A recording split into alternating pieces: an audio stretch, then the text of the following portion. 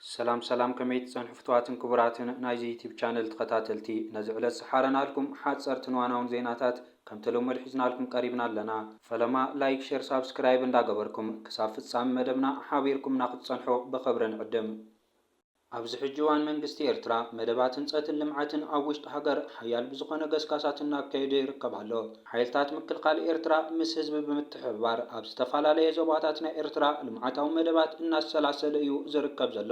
እዚ ከዓ ህዝብን መንግስትን ኤርትራ ንልምዓትን ህንፀትን ምዕባልን ቀዳምነታት ሂቦም ይሰርሑ ከም ዘለውን ነቲ ብስግሪ ጎረቤት ዝግበር ዘሎ ዕብዳንን ፈኸራን ዝኾነ ይኹን ቅንጣብ ስክፍታን ባይታን ከይሃቡ ኣብ ውሽጣዊ ዕዮ ገዝኦም ኣትኲሮም እናሰርሑ እዮም ዝርከቡ ዘለዉ። እዚ ጉዳይ ተተሓሒዙ ትማሊ ናይ ቱርኪ ዓባይ ናይ ጽዕነት መርከብ ናብ ወደብ ባፅዓትያን ተጸጊዓን ትርከብ ኣላ።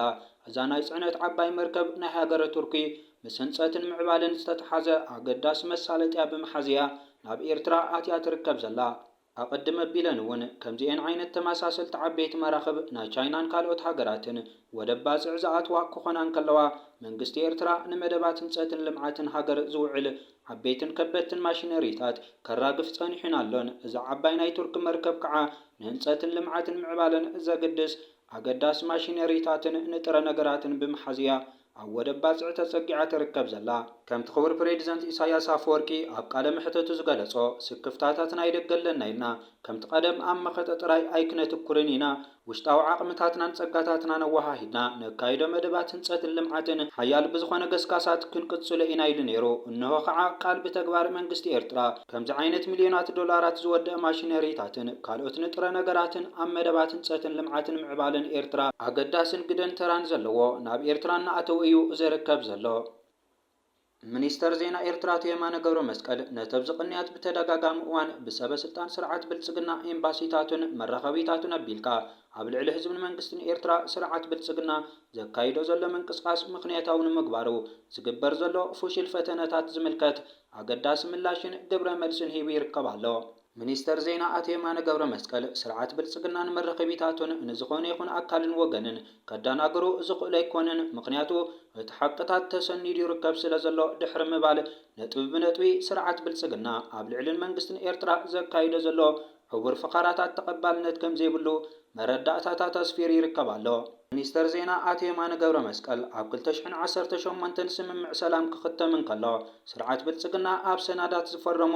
ዓበይቲ ታሪኻዊ ሓቅታትን ጭብጥታትን ከም ዘለዉ ብምግላጽ እዚ ሕጂ ዘካይዶ ዘሎ ፈንጠርጠር መርኣይ ዓቕሊ ጽቡቕ ካብ ምዃን ሓሊፉ ኣብ ባይታ ዝፈጥሮ ዝኾነ ይኹን ጽልዋን ክውንነትን ከም ዘየለ ኣብ መወዳእታ ናይቲ መግለጺታቱ ሓቢሩ ነብርሂን ይርከብ ኣሎ። መንግስቲ ኤርትራ ብተደጋጋሚ እዋን እዚ ብሰበስልጣን ስርዓት ብልጽግና ዝግበር ዘሎ ዕውድ ምንቅስቃስ ማሕበረሰብ ዓለም ደው ንኸብሎ ጻውዒታት ከቕርብ ጸኒሕን ኣሎን። ትማሊ እውን ሚኒስተር ዜና ኤርትራ የማነ ገብረ መስቀል ነዚ ከወግድ ዝኽእል ሓደገኛ ኩናት ማሕበረሰብ ዓለም ንስርዓት ብልጽግና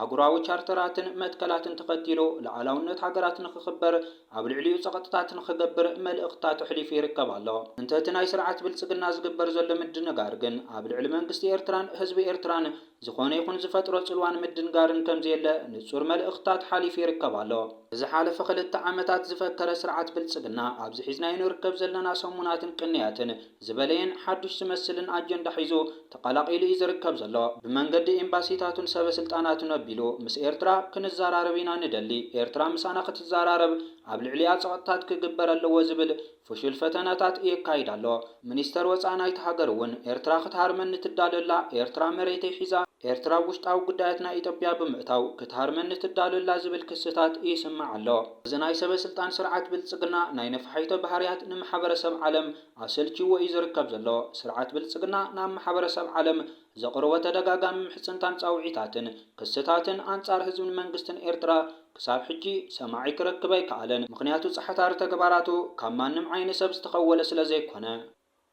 ስርዓት ብልጽግና ዘካይዶ ዘሎ ዕውድ ምንቅስቃሳት ዝምልከት ማሕበረሰብ ዓለም ጸለውቲ ሰባት ሰበስልጣናት ስርዓት ብልጽግና ካብቲ ዘካይዶ ዘሎ ሓደገኛ ተግባራት ደው ንኽብል بتداغاغام اوان ጻውዒታት እናቕረቡ ይርከቡ ኣለዉ ሓደ ኣባል ፓርላማ ናይ ሃገረ ፈረንሳ ዝኾነ በዓል ስልጣን ትማሊ ነቲ ኢትዮጵያ ንባሕርን ኣፍ ደገ ባሕርን ተካይዶ ዘላ ምንቅስቃስ ዝምልከት ሓደ መልእኽቲ ሕሊፉ ይርከብ ኣሎ እዚ ሓሊፉ ዝርከብ ዘሎ መልእኽቲ ኢትዮጵያ ተካይዶ ዘላ ዕውድ ምንቅስቃስ ካብ ኤርትራን ኢትዮጵያን ሓሊፉ ነተን ባሕርን ኣፍ ደገ ባሕርን ዘይብለን ሃገራት ኣብ ልዕሊ ጎረባብቲ ሃገራትን ህዝብታትን ምልዕዓል ንኽፈጥር ሓደገኛ ሰዓበይናት ከም ዘለዎ ብምግላጽ ኣብ ልዕሊ ዕሸል መራሒ ኢትዮጵያ ኣብይ ኣሕመድን መንግስቲ ኢትዮጵያን ገና ብኣግኡ ጸቕጥታት ክግበር እዩ ጻውዒታት ኣቕሪቡ ዝርከብ ዘሎ እዚ ፈረንሳዊ ኣባል ፓርላማ ሂብዎ ዝርከብ ዘሎ መግለጺታት ከም ዘለዎ ብቐጥታ ናባኹም ከብሎ እየ ኢትዮጵያ ሓይሊ ባሕር ተጠቒማ ክትውንነት ትሕልን ኣፍ ደገ ባሕሪ ሕማቕ ኣብነት ንኻልኦት እዩ ኣባል ፓርላማ ፈረንሳ ኢትዮጵያ እተልዕሎ ዘላ ሕቶ ባሕሪ ነተን ካልኦት ኣፍ ደገ ባሕሪ ዘይብለን ሃገራት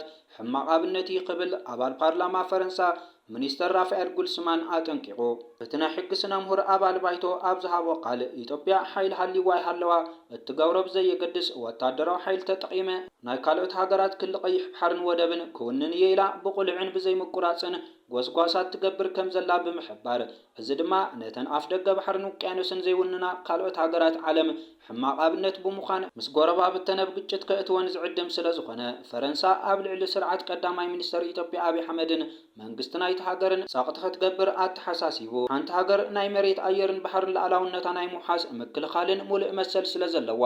እዚ ኢትዮጵያ እተልዕሎ ዘላ ናይ ካልኦት ሃገራት ባሕሪ ምውናን ዝብል ስነ መጎት ምስታ ሉዓላውነታት ትንከፍ ዘላ ሃገር ብቐጥታ ኣብ ረፅሚ ዘእትው ትሽግር ናብ ካልኦት ሃገራት እቲ ከባብን ክልሕም ዝኽእልን ኣዝዩ ሓደገኛ ምዃኑ ከዓ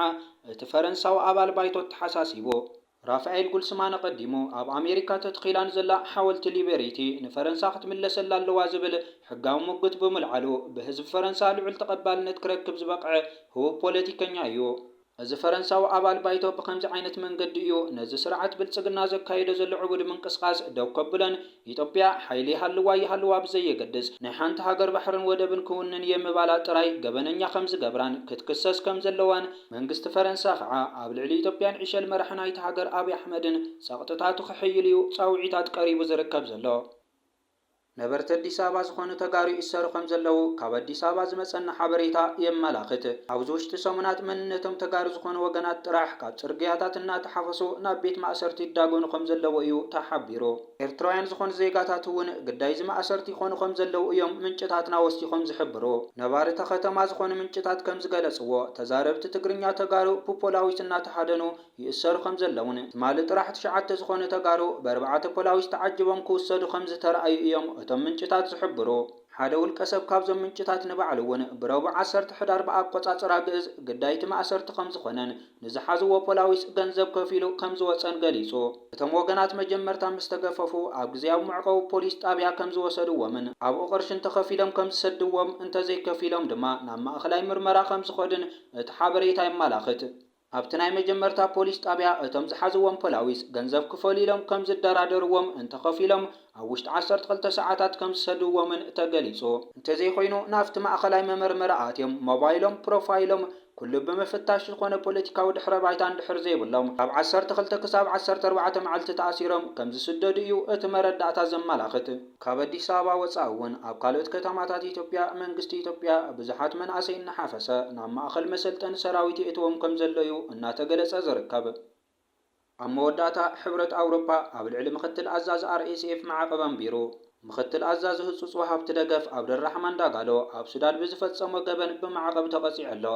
ዓብደራሕማን ዳጋሎ ሓውን ዋና ኣዛዚ RSF ዝኾነ ሒሜቲ እዩ ክልቲኦም ኣሕዋት ኣዛዝን ምክትል ኣዛዝን RSF እዮም ዓብደራሕማን ዳጋሎ ኣብ ሃገረ ሱዳን ከተማ ኣልፋሽር ብዝፈጸሞ መስካሕካሕ ገበን ምክንያት እዩ ሕብረት ኣውሮፓ ማዕቀብ ዘንበረሉ እቲ ማዕቀብ ምእጋድ ምንቅስቃስን ሃፍትን የካትት ሕብረት ኣውሮፓ ኣብ ኣልፋሽር ጅምላዊ መቕተልቲ ጸታዊ ዓመፅን ጥሜት ከም መሳርሒ ኩናት ምጥቃምን ዘካተተ ገበን ከም ዝተፈጸመ ኣብ ዘውፅኦ ሓበራዊ መግለጺ ሓቢሩ ሕብረት ኣውሮፓ ኣብ ሱዳን ክልተ መንግስታት ንምጥያሽ ዝግበር ምንቅስቃስ እውን ብትሪ ነጺግዎ ኣሎ RSF ምስ ስርዓት ኣብይ ብሕቡራት ኢማራት ኣቢሎም ብሓደ ዝንቀሳቐሱ ሓይልታት እዮም RSF ከተማ ኣልፋሽር ድሕሪ ምቁፅጻሩ ኣብ ውሽጢ 3 ሰሙናት ልዕሊ 150,000 ዜጋታት ካብታ ከተማ ተፈናቒሎም ይብል ጸብጻብ ሱዳን ትሪቡን ብኣሽሓት ዝቁጸሩ ንጹሃን ድማ ኣብ ውሽጢ ሒደት መዓልትታት ብመስካሕካሕ መንገዲ ከም ዝተቐትሉ ጸብጻብ ዓለም ለኸ ሚድያ ይሕብር እምበኣር ከስነ ዝዕለት ዝሓለናልኩም ሓፀርቲ ንዋናውን ዜናታት ነዞም ዝተኸታተልኩሞም ይመስሉ ነይሮም። ቀጻሊ ብካልኦት ሓበሬታታት ክሳብ ንራኸብ ሰሰናዩ።